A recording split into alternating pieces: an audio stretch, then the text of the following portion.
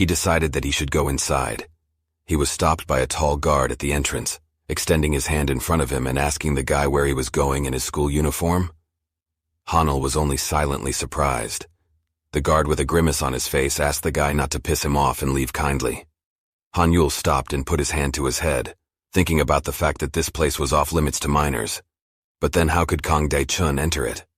He went aside, squatted down, took out a small piece of paper with the address on it and began to ponder, scratching his head to see if this was the right place. At this time he hears a voice behind him as someone addresses Dae-chun, telling him that their boss was looking for him and told him to hurry up and go to him. As it dawned on Hanul that Dae-chun was behind him, as he stood up and turned around, all he saw was the back of Dae-chun walking into the club. Hanul tried to run after him, yelling for him to stop, but the guard at the entrance thwarted him again. The man pinned him against the wall, asking him if he didn't have enough simple words to say. Hanul grabbed him by his left forearm, smirked, and urged him to disappear. The guard swung his right at him, calling him a fucking psycho. Hanul clenched his fist, about to punch him, but suddenly in the middle of the two guys fighting, a man with rather long hair and wearing a blue hooded cloak appeared. He grabs Hanul's fist to stop the punch. Hanul realizes with surprised eyes that it's his teacher. There were a bunch of guys standing behind them, and one of them asked what's going on here. The teacher smirked and told Hanul that it was time to see his progress. One of the crowd of thugs standing in the street, wearing glasses and a dumb smile, waved a knife in his hand and asked the boys if they realized where they were. The teacher smiled calmly with his eyes closed and started to utter words about how they would see how fast he could do something first. But his monologue was interrupted by Hanul, who was already sprawled out and started the fight by kicking his opponent in the stomach. The teacher was clearly not happy with the kid's decision as he called him an idiot. He saw a big muscular guy grab Hanul by the shoulders from behind. Then he spread his legs wide. He lifted Hanul up and threw him to the ground with all his might. Hanul cried out in pain, but he saw a bunch of guys charging at him still on the ground.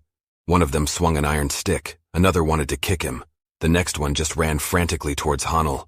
One of them literally froze in midair in surprise when he saw the teacher moving quickly. A man in a hooded cloak struck at one of the bandits, who flew off to the side and smashed the window of a nearby cafe with his back. The bandits' attention shifts to their lying partner, at which time Hanul looks at his teacher in surprise.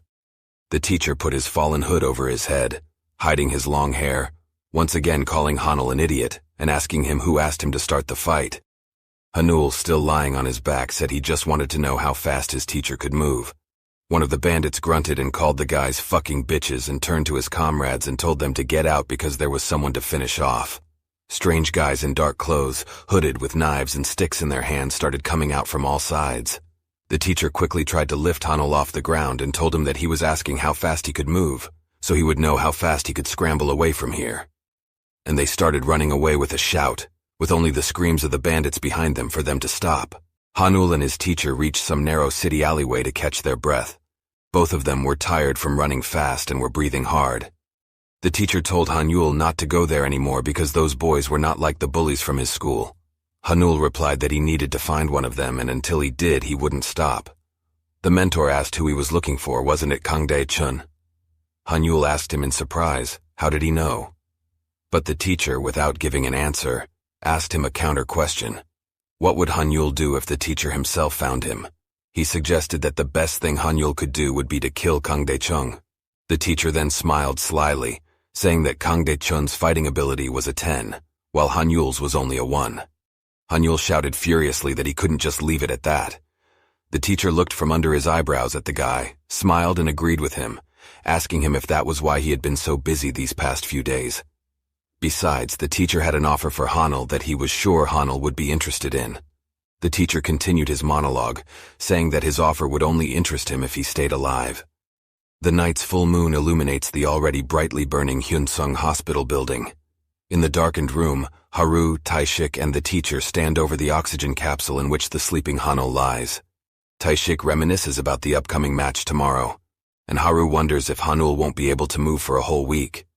They also discuss the bandits and how they won't leave Hanul alone. Morning comes, clear skies, and the same Hyunsung Hospital. Haru and Taishik are walking through the hospital courtyard in their school uniforms and with backpacks on their backs. Taishik says that they won't just be left behind if they find out that Hanul won't be able to compete anymore. But as it turns out, there was a third person and his assistants near them.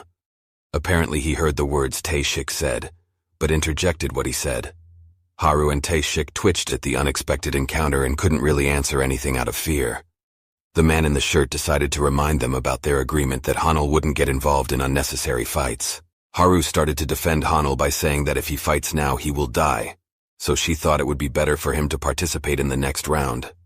The bandit was clearly not satisfied with this answer, and he asked the guys with a grin on his face if they had any idea how much money had been bet, and he specified that if Hanul did not participate in this round, they would kill him themselves. The man turned to his assistants and told them to bring Kang Hanyul here. Those obeyed the order and said that they had already contacted the others. Tae-shik panicked and began to plead with the man, grabbing his arm, asking him to wait, for a man's life was at stake, but the man threw him to the ground, telling him to get out of the way. He again told his boys to find Hanyul quickly. The phone in Haru's hand makes a message sound. At first she is surprised herself, but then she tells the guys to stop and assures them with a confident smile that Hanul will be in the next round.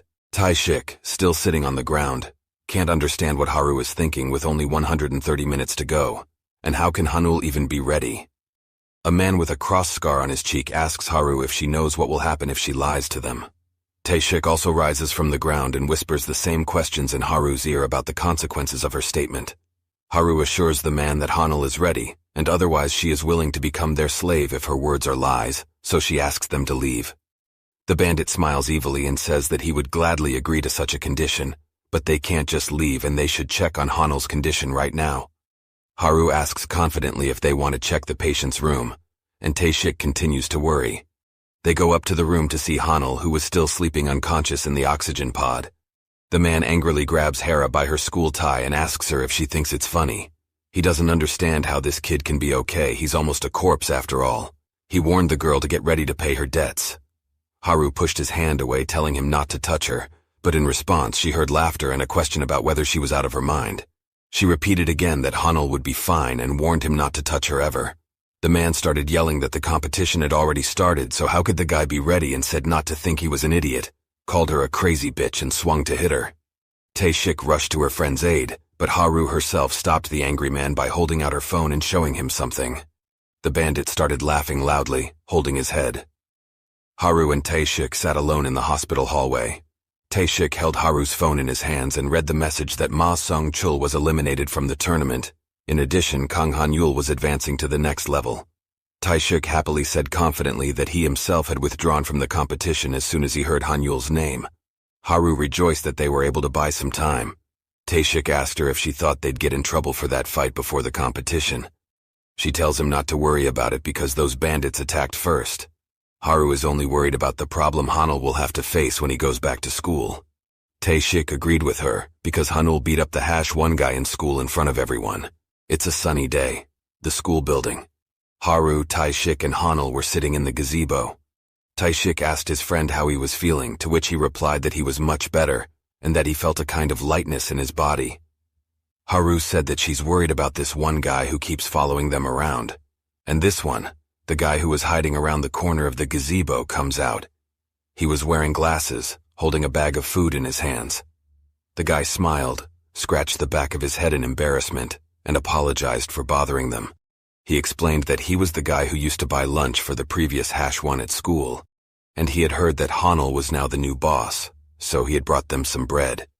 Hanul was embarrassed and at a loss and started waving his hand and explaining to him that he wasn't one of the bandits, so he shouldn't do that. But then he kept urging him to take the bag of groceries. Tae-shik intervened in their dialogue, explaining to Hanul that the bandits who hate him will kill this guy. Hanul doesn't understand why. After all, he doesn't need bread. Tae-shik goes on to clarify that the reason they're doing this is because they want his protection from the other bullies. In doing so, he points out the fact that if it weren't for Hanul, he'd be a lackey himself. The guy, still holding the bag in his hands, was already shouting for acceptance. But he gets a punch to the jaw from the guy, who asks him if he's more afraid of Hanul than him. Tae-shik was surprised because he recognized this guy as the leader of the bullies from high school. The leader of the high school bullies just threw the poor kid to the ground. He fell on the ground, losing his slipper. The bully leader turned to Ma Sung-chul, asking why he wasn't watching these little ones. Ma Sung-chul held his head guiltily, then apologized to Sunbae and said that it wouldn't happen again. A high school student shouted out the loser's boyfriend's name, Oh Sang-shin. The guy frantically tried to tell them to stop and at the same time wanted to pick up the food he had scattered. Behind his back, a high school student asked him a question. Didn't he think he would be treated well after such a betrayal? Ma Sung-chul bellowed and ordered the kid to come over to him. The little guy, gathering all the groceries in his hands, said he was coming. As he did so, he turned to Gang Hanul as if with his entire appearance, asking for help. The senior shouted again, calling Oh Sang-shin an idiot and repeating, didn't he hear him tell him to stomp over to him? He took a swing at the junior high student, but suddenly Hanul shouted out, where is his bread? He repeated the question again, saying it seems like Oh Sang-shin is his guy for bread and he still doesn't see him. The bully leader arrogantly watched the further course of events. Oh Sang-chul was silent for a moment, then a smile appeared on his face and he happily ran with a bag in his hands to Hanul, shouting that of course he would bring it. Ma Sung-chul growled irritably. After bringing the groceries to Hanul, the guy frantically thanked him with relief on his face. Someone from around the corner was watching them while holding a bat in his hands. It was the guy without a front tooth, looking at them with a sinister grin and saying to himself that he could handle Hanul now. If he could take him down, he'd be #1 in their class. Swinging his bat at Gang Hanul, he shouted to Sunbae that he would deal with this loser for him. Hanul hadn't expected the kid's abrupt appearance and admitted to himself that he hadn't noticed him. Haru reacted immediately, pushing the guy so hard that he flew off, dropping the bat on the ground. She was like a hurricane. Her hair was pulled back, revealing her pretty face, and Hanul and Taishik opened their mouths in surprise. The guy without a front tooth plopped down on the ground, rubbing his uniform. He was stopped by the Zabir leader's foot. Rolling his eyes, he turned to Haru, saying that she was an interesting girl. Then, with a cocky smile on his face, he asked her name.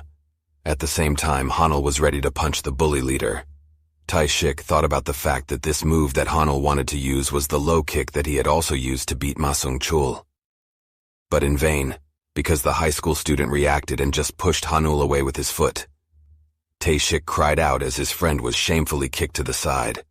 Flying aside with a great crack, blood spurted out of Hanul's mouth. With a sharp smile on his face, the bully leader called him a boy and told him to wait his turn and that he would be back to him soon, but first he had to deal with someone. Haru warily backed away. Extending his large hand, the older boy again questioned her, that he asked her what her name was. Would she like to answer him? Hanul abruptly grabbed the senior's hand, telling him that it was too late to apologize. The head bully of the high school students asked Hanul if he could talk to his Sunbae like that. Hanul called him a piece of shit and said he never thought of him as a Sunbae. The high school student easily grabbed his shoulder and tossed him aside. With a smile on his face, he continued that it wasn't even funny. He's slow. Hanul quickly stood up and like lightning he retaliated quickly and hard. Haru and Ma Sung-chul were surprised at this turn of events. Hanul remained in the same position, extending his arm. He asked himself, did it work? But the high school student was even more angry. His aggression was evident from the grin on his face. Hanul immediately concluded that he must be moving faster than this guy. The head bully was surprised, saying that it was surprising, so Hanul wanted to play. But Hanul was about to throw his next punch when Haru stopped him, standing in front of him and covering him with her body. Over his shoulder, Haru asked in surprise why she had stopped him, but they were abruptly interrupted by a voice that shouted what they were doing. The teacher called them assholes, asking why they weren't in class. The high school student began to explain that their juniors were so cute that they wanted to buy them something to eat, asking the juniors if that was the case. Haru immediately confirmed his words by pointing her finger at the guy with the bread. Hanul interrogated the girl again. What was she doing? The sun high above the city, big signs on the buildings, the guys were walking on the sidewalk. Then Hanul asked the same question to Haru again. She replied that she had no choice. The last time he fought Ma Sung-chul, they were just lucky. But if they keep getting into fights, they would be eliminated from their tournament. Taishik agreed with her, saying that the GT League had pretty strict rules that could get an offender disqualified if they found out they were picking fights on the sidelines. Hanul sighed and said that now he doesn't know how to go to school because they keep calling him a Jaeng bully, the one who fights all the time. He stopped and told the boys that he thought they should stop hanging out with him because he would put them in danger, so from now on, they should stay away. But when he turned around, no one was there. He wondered where everyone was. Taishik was standing to the side, and in front of Haru was a tall, stately guy. He got down on one knee and wanted to hand Haru the bouquet. The girl pointed her finger at Hanul, which made him surprised. Hanul came closer and the guy fearfully said his name, saying he didn't know and apologized. Then he ran away screaming and Hanul, holding his hair, asked Haru what had just happened and why the guy was apologizing to him.